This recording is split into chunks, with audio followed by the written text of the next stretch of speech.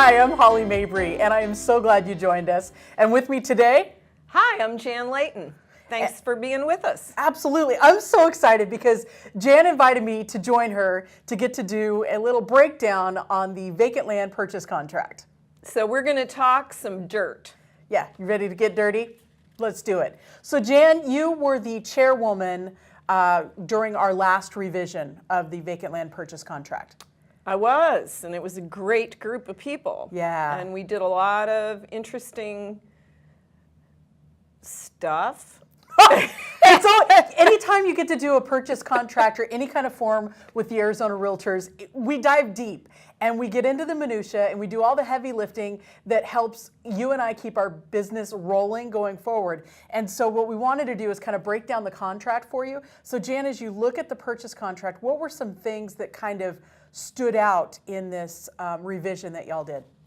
Well, there's a couple things that differentiate the vacant land contract from the residential contract, and it's important to keep them in mind. First of all, the due diligence period in vacant land is 30 days, and you've got one bite at the apple for those 30 days, including your financing. So vacant land doesn't have an unfulfilled loan contingency like residential does. We also have the fact that vacant land has different attributes to it. So you need to be aware of your title commitment. If you're not familiar with your title commitment, if you just kind of blow it off and don't pay attention to it, you need to sit down with an escrow title officer and get some information, because you can get up and end up in court if you're not familiar with what your Schedule B exceptions are going to be on dirt.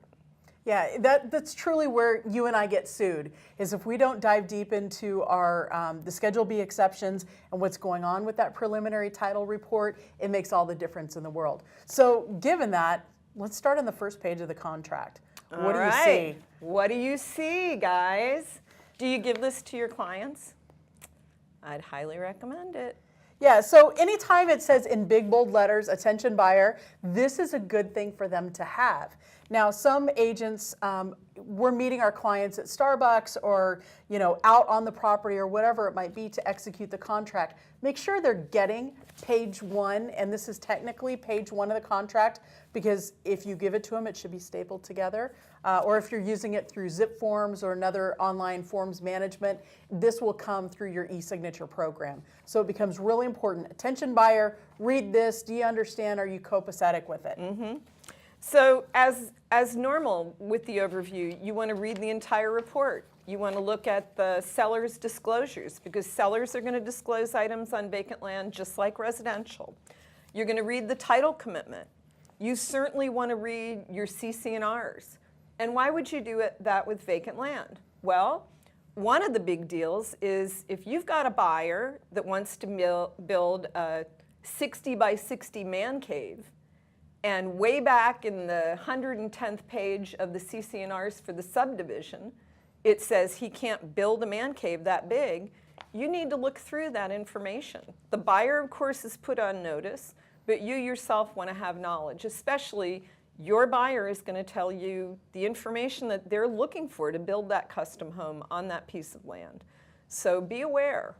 If they want to raise pigeons, there may be a problem if you're in a planned subdivision, a master plan community that isn't going to allow fowl, that isn't going to allow llamas, Hogs, emus, that type of thing. Yeah. Any kind of swine, except for 4-H purposes. And we see this all over the place. So we're in residential, you and I really get into the meats and bones of the HOA documents. Your CC&Rs are really where they're going to govern vacant land more often than not, especially for my friends in rural Arizona. It absolutely can blow you out of the water. Everything from the size of structure that you can build, how high the structure can be, as well as type of roof material. Non-reflective, can you have metal roofing? I've got one area right now where you cannot have an RV parked next to the house unless it's in a specifically built RV garage. Mm-hmm. And these are on 2-acre plots. But the CC&Rs were very specific in that. So really investigating that with your buyer is going to be critical as you go through your inspection period. And a lot of times there's design parameters. You can't use certain colors, you can't use certain materials, as you were saying with the roof. Yeah. So be aware. Be aware. On to section 1. Absolutely. So let's Let's break do it. into section 1. And this is where it seems like it would be easy. But it's not. And you know why? Vacant land doesn't necessarily have an address. So if you don't have an address, what's the next space you're going to go to in the contract? Typically, you're going to have an assessor number or a legal description. So you're going to need to put that down in the contract as far as that's concerned. And one of the things with regard to your legal description, some of our legal descriptions are 2 pages long because they're meets and bounds and escrow. With that, one of the best suggestions I've ever received from both my escrow officer as well as one of my mentor brokers was to put what you believe as far as the approximate acreage that they're buying. Because if you get your survey back during your inspection period and you thought you were buying 2.41 acres And it it's comes 1.25. yeah, now you've got a way to say, bye-bye now, this is not what we thought we were buying. So get really specific in some ways when you look at 1B of the purchase contract in identifying that property, either by address, parcel number, or legal description. Definitely, definitely. And then we go on, we've got the purchase contract, we've got the amount of the purchase price, you've got your earnest money, you're going to dictate how you're going to pay for it.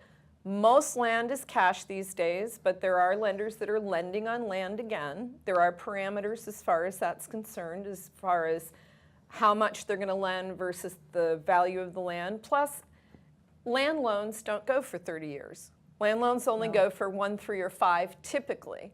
And the lender's desire is that you roll that land loan right into a construction loan when you're ready, because they want to get the VIG on both sides. Absolutely. So make sure if your buyer is talking about financing that they're having that conversation way before you make this offer, because if you get this offer rolling and then all of a sudden find out this the land loan is less than attractive because it's only a 1 year and they've got to build and they've got to do all of these other requirements, that's a quick way to blow up your deal. So do be cautious on that.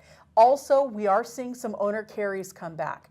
I will give you this suggestion. If you are looking at doing an owner carry, get all the details from that listing agent, because there's going to be maybe a little bit more money down than you expect. That interest rate is definitely going to be higher, and usually you are going to be seeing a balloon, because again, this is going to be a non-consumer credit because they're not living on the property immediately. And so as a result, it's a non-consumer credit type of loan.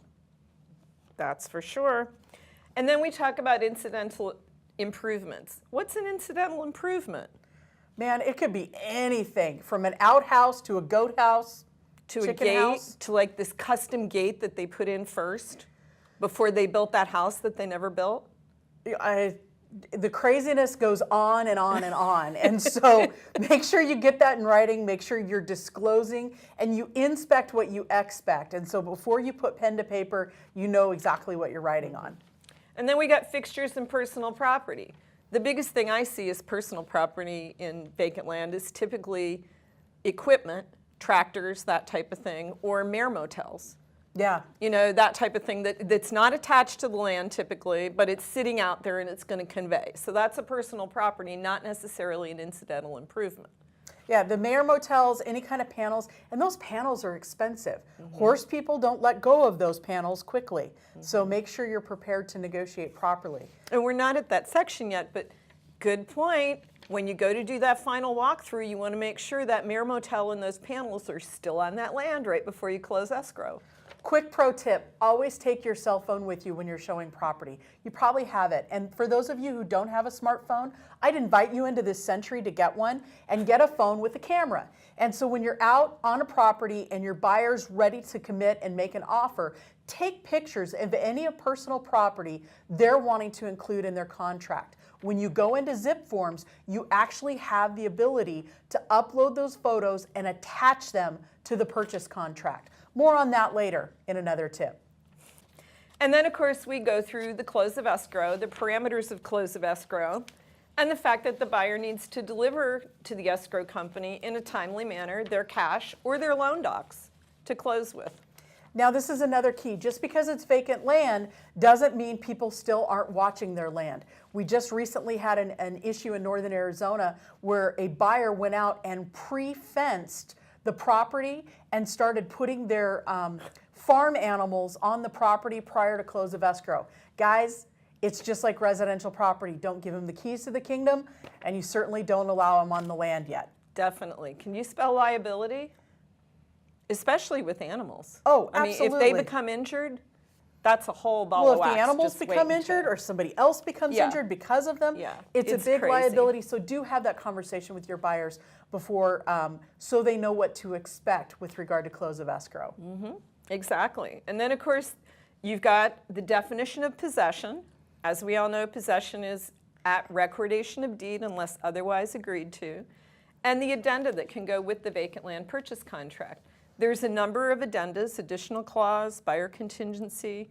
We've also got domestic water well. If there is a water well owned by the seller, there's paperwork attached to that that needs to go convey with the sale. And the on-site wastewater form. Please, please, please, on your addenda, make sure that you're marking those correctly. The most unloved form, that's my favorite, quite frankly, is actually the additional clause addendum. So when you look at the additional clause addendum, there's several sections that will completely help you out when it comes to vacant land. One is going to be for survey, and that's going to be on page 2. You're going to mark that, and that actually also comes up later in the contract, but survey can be very helpful, particularly if you are in a flood zone and that property needs an elevation survey so you know how high you need to build. The second is going to be at the bottom of page 2 with regard to the any water rights, particularly with surface water or well water. We are in a huge adjudication statewide, and that's something that I want to make sure that you're disclosing to your buyer. It's absolutely critical. We may see the adjudication settled in my lifetime, and I say may with an underline. May. But the disclosure is going to become key, especially for those of you who are relying on either ditch irrigation or some kind of water well. And I just brought up the on-site wastewater addendum, and you may think, how could vacant land have a septic tank on it already? Typically, it's because there's been a mobile home or a manufactured home that's existed on the property that's either been removed or is still hanging around, you know, that had a septic. And you do still need to pump and certify that septic if you're passing it on, unless both parties agree, because they're not going to use it. But there is a system that you're supposed to use to dispose of that septic system. Yeah, it's absolutely critical, and that's not just required by the contract, that's required by state law. So make sure you're following that to protect your buyer. Exactly. So one difference in the vacant land contract is that when it talks about an all-cash sale, it says that you're supposed to attach proof of funds or a letter from the bank within 5 days past contract acceptance. However, if we're going to really practice good real estate for our clients, as the market starts to heat up again in land, I would assume that you're going to want to have that proof of funds or that letter from that bank when you present the contract. If you're sending me over an offer, show me I the want money, it. baby. Yeah, exactly. Exactly. We're not going any further. Give me that paper. Yeah, because how can my seller know that you have the ability to fog a mirror and actually close escrow? So get me that proof of funds. Now, on the listing side, please make sure you are actually verifying where those funds are coming from. We have been seeing some, how shall I say it, forged or bank letters. Bank letters. Wow. And so what's been interesting is when you get that bank letter, don't just call the number below the name on the bottom of the letter. I actually Google that person, make sure they do work for the bank, and then call through the main bank switchboard to get to that person. Make sure that I'm talking to the right people, so to speak, because one bad deal is not where you want to be. Yeah, definitely.